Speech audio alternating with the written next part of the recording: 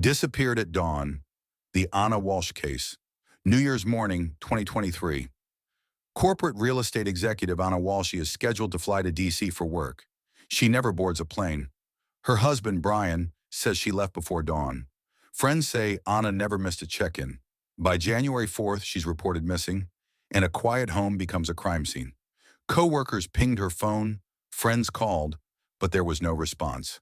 Police canvassed the neighborhood, and security cameras showed no obvious exit. Brian repeated, "She left for the airport." Yet there was no rideshare record, no flight, and no arrival. Detective Carver stated with factual tone, "We started treating this as suspicious. We checked phones, vehicles, airport logs. We pulled surveillance and searched nearby wooded areas. Investigators spot a man, resembling Brian, in surveillance from a hardware store, buying mops, tarps, buckets, tape, and protective gear. Detectives also pull Google search history from a device allegedly tied to Brian, phrases about dismemberment and disposing of remains. Detective Carver explained, with factual clarity, that a trash transfer station flag led them to a red bag and other items, a hacksaw, towels, clothing, and traces they submitted for forensic testing.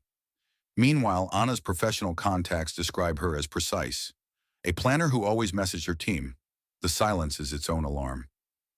Authorities arrested Brian Walshe, initially on an unrelated matter, then escalated to murder and improper disposal charges tied to Anna's disappearance.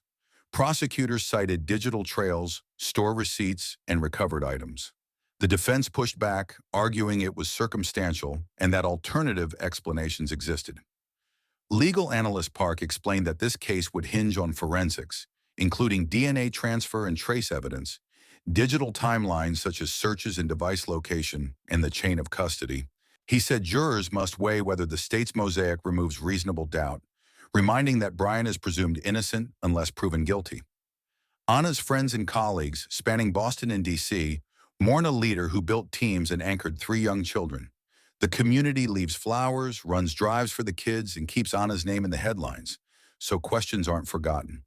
When a partner's story doesn't match your instincts, document everything, screenshots, messages, locations, and confide in someone who will act. If you had one tip for a friend about to leave a controlling relationship, what would it be?